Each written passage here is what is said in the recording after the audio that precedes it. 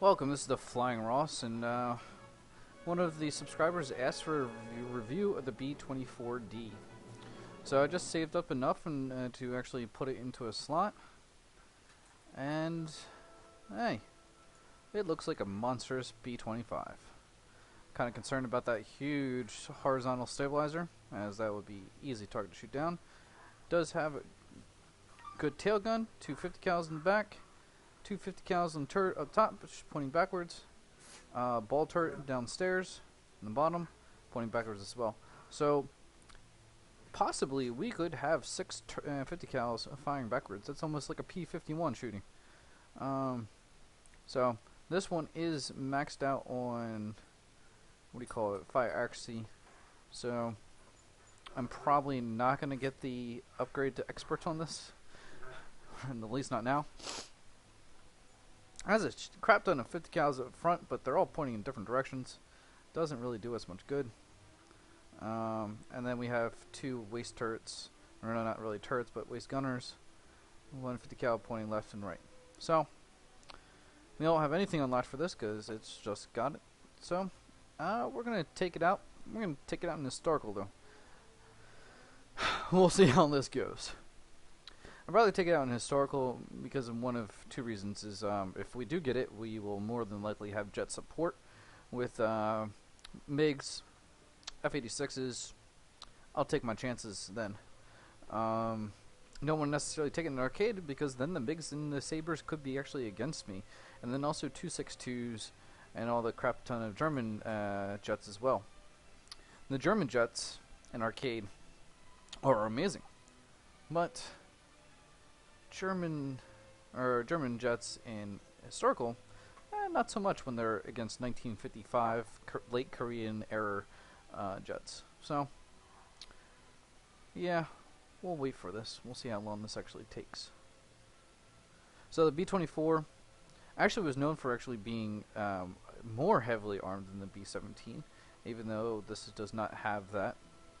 Has a max speed of, and it says 488 kilometers an hour. Max height of almost 10,000 meters. Turn time of 42.7 seconds. Rate of climb at 5 meters per second. Most of these stats are actually on par with the B-17G. So we just get into joining a game now. What did we get? Battle of the Bulge. So unfortunately not too many tanks. And hey, but we do have pillboxes, and we do carry 500-pound bombs.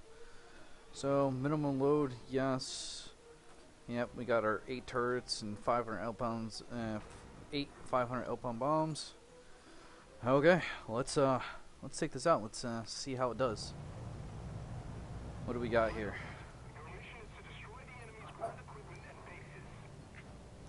Huge wings. I feel like this is a lot. For some reason, I feel like it's a lot bigger than the B-17.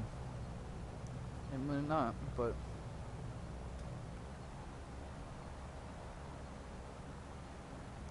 we got a B-17E late model behind us.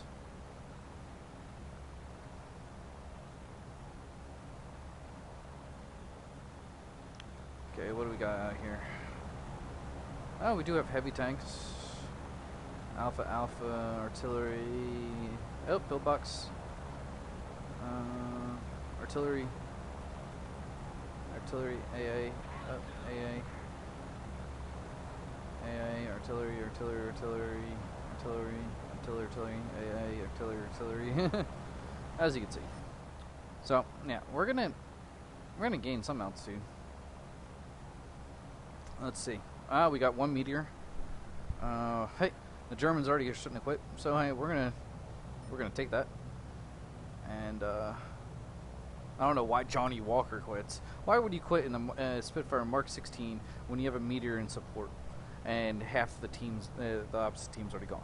3 players already quit. 1 guy hasn't spawned. There's what, 4 doors, maybe BF-109 out there. Yeah, I'll go take the free kills any day.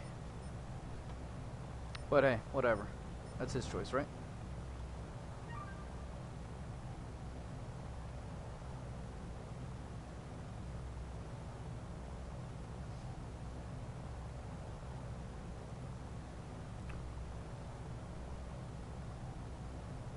So, where did that bomber go? Oh, he went up there.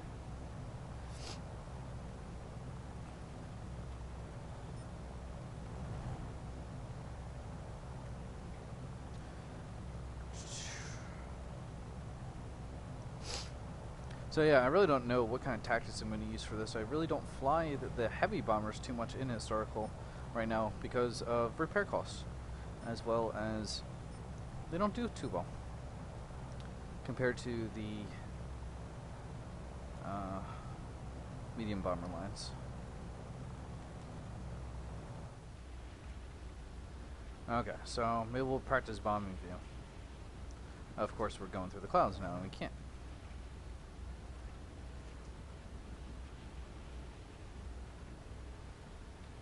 And also, we gotta see how much damage this thing can take compared to B-17. So, let's say we need to hit that group of trees there. That seems a lot more stable than the B-17 in bombing, especially at this altitude.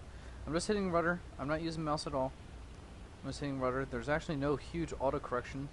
Now I didn't turn though, and I was in already straight in level flight, so that might help. So we'll try to level out here again. Get bombing view. Now let's see if we can use mouse. Let's see how much it oscillates.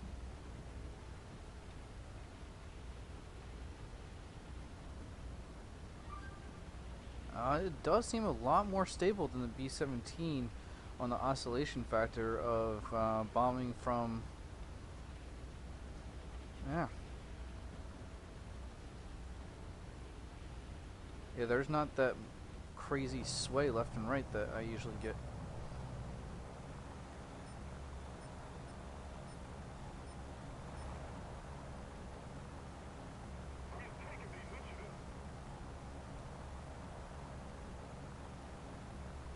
F4U's chewing stuff up.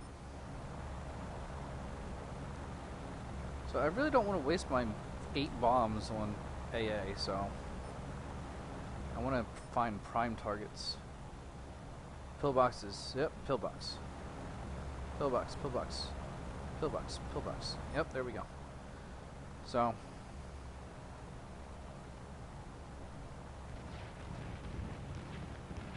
oh, there's a 190.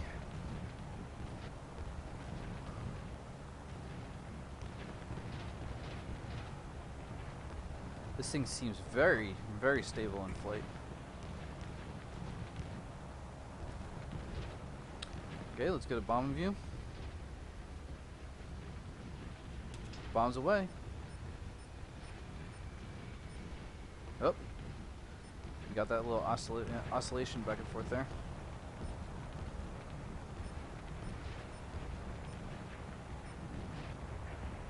And we already got a hit. I don't know if 500 pounders can actually take it out, and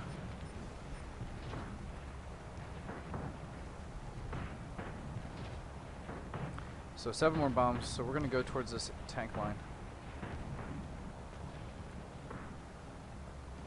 Kinda surprised that the AA hasn't shot us.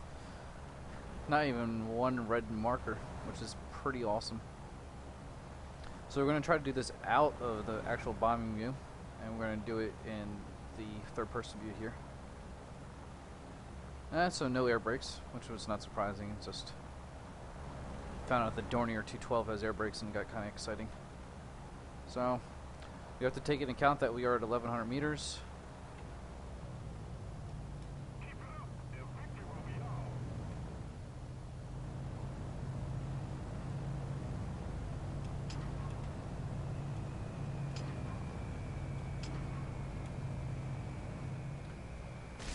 Two bombs down.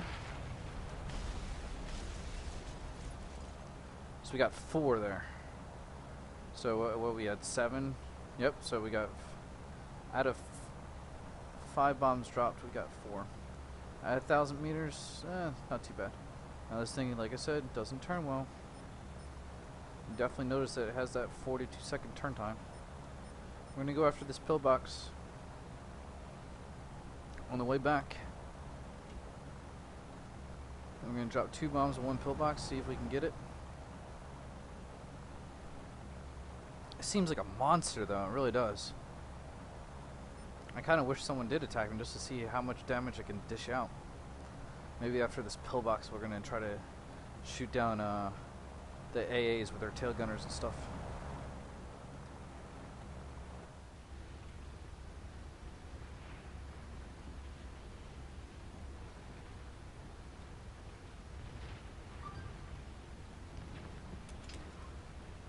Okay, let's watch it go down. 2 bombs down. Come on. Oh, only a hit. That's 2 bombs. It's crappy. But hey, it is what it is. So obviously, we need more than 500 pounders. I could probably look at my chart that I have, and 500 pounders won't take it out, but whatever.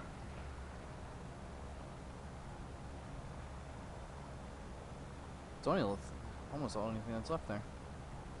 Only 2 more planes left. Hey, let's see if we can get a landing out of this. That would be kind of cool. Let's see what our... So that's 4 guns firing up, down, and 4 guns down. So you can get 4 down and 4 down. That's pretty good.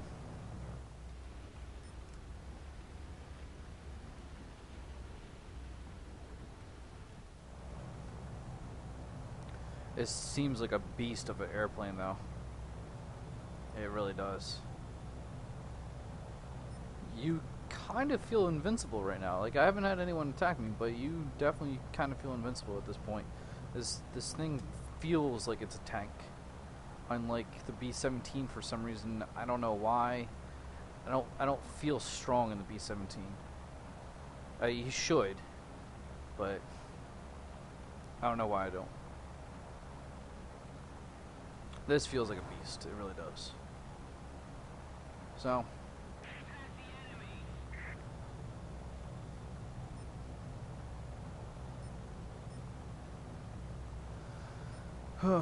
So yeah, we'll see if we can get this thing in for a landing. Oh, there's the other 190. Shooting down the B-17. You know what? Just for shits and giggles, since it's free repair, we're going to fly towards the 190. We're going to give up on the landing aspect. See what we can do, maybe.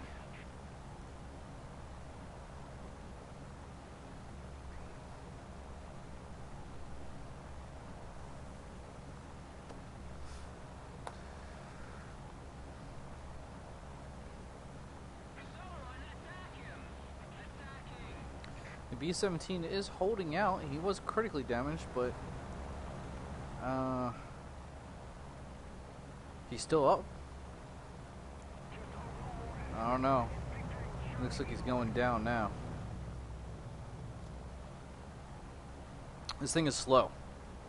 I don't think anyone needs to figure that out. I mean, it is a heavy bomber, and it looks massive. It feels massive. It feels heavy. What?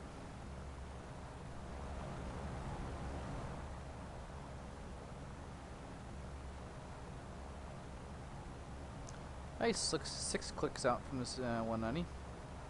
It'll be kind of cool if we actually get the air kill. I highly doubt it, but I don't know, I'm gonna have to fly this a couple more times to get an honest opinion on it.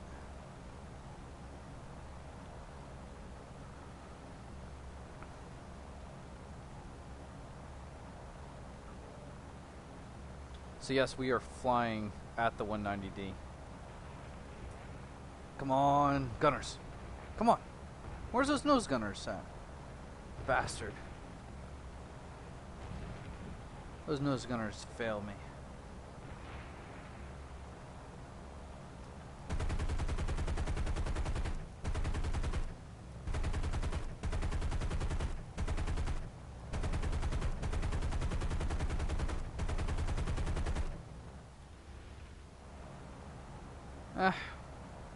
He's running. I don't know what landing speed is for this thing. Put our gear down. Landing flaps. Oh my gosh, look at that massive gear.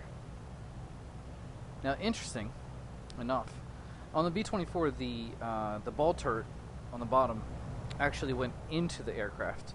It was actually something with the B-17. The B-17 was first designed with the ball turret that got sucked into the bottom of the aircraft while landing, but they eventually took that out. And actually resulted in quite a few ball turret gunners dying, solely because injured B-17s would be flying back to England or Italy, and they would have to do a belly landing. And the entire thing is, what would happen is the hydraulic fluid that was used for that ball turret would, they would get, attacked.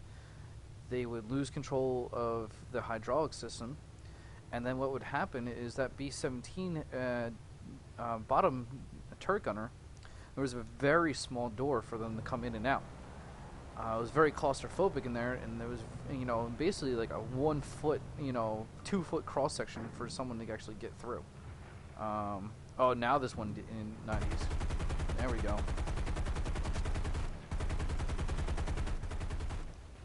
Bastard's trying to get me on the runway.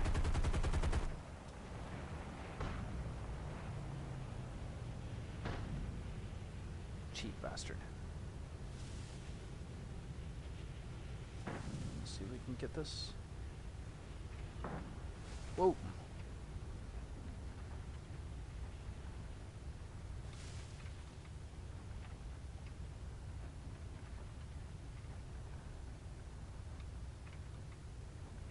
I don't... Oh, it is nose. Okay. I feel like it was supposed to tilt backwards, but yeah. There we go. So, hey, we're landed. 1200 experience for landing. Hey, we get a little... thanks for the door to give us a little damage there, so we can actually get at the... turn around our aircraft. We get 8 more bombs. Hey, 8 more tries. Look at that F-441C using that as a ground attack. 36 ground kills. That is amazing. That's some good flying for a Corsair. I mean, they might be all AA and stuff, but that's some good shit right there. Hey, so we got our 8 bombs. Did not know that it was a tricycle landing system. Kind of cool.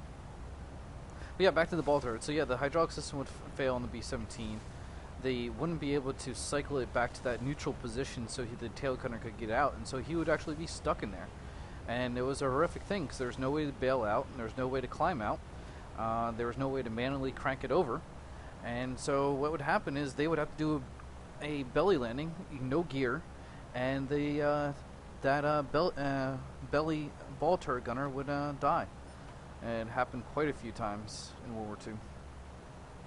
B-24 though was able to suck in that ball turret into its fuselage, remedy that problem.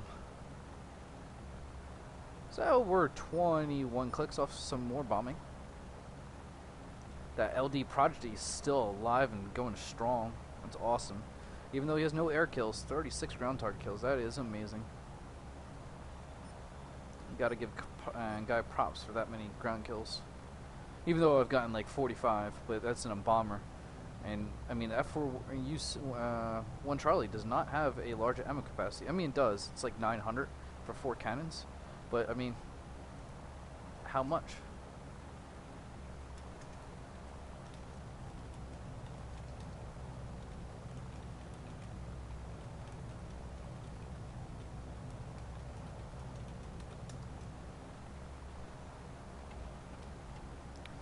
So yeah, we are definitely slow.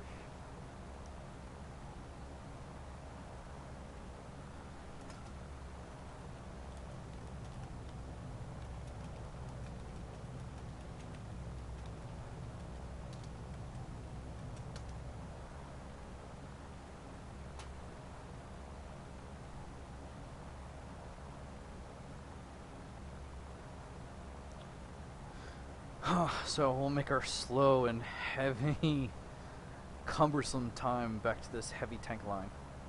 Hopefully there's some for us to kill. Hopefully we can try out these 50 cals again. These 50 cals feel very much... I feel tougher. I don't know why. definitely feels tougher.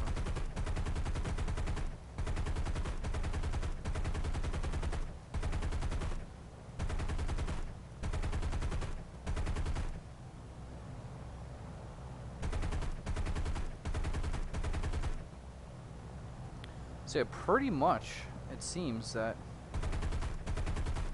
you can almost have 450 cals firing at the same time at almost any angle, except for off the side. But if he's at her side, you're going to be probably firing like that. So you'll have 350 cals. So you could almost at any direction have 350 cals hitting somebody. Now, does that mean that you're going to go down? Or they're going to go down? No. But, I mean, you can't have everything in a bomber like this. But that's some good defense to be able to have, you know, that many turrets pointing in a direction. If you have your guns maxed out, I mean, hey, even better. So we try for this pillbox again, since there's only a couple of heavy tanks left. Sure, why not? We're gonna get low though, so we can get this bombing site in front of her nose, and we're not gonna use bombing sites.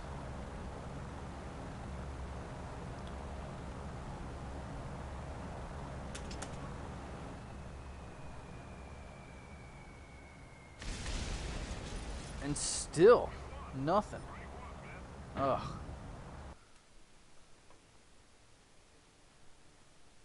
Well, there's your little B-24. 31K. Good multiplier, I guess. 31,000. Not too bad. Won't pay for your repair, though, on this thing, as it's 67,000. Well, not too bad. As always, this is the Flying Ross. Check your 6, and we will probably do another one of these as I learn it more. Have a good night.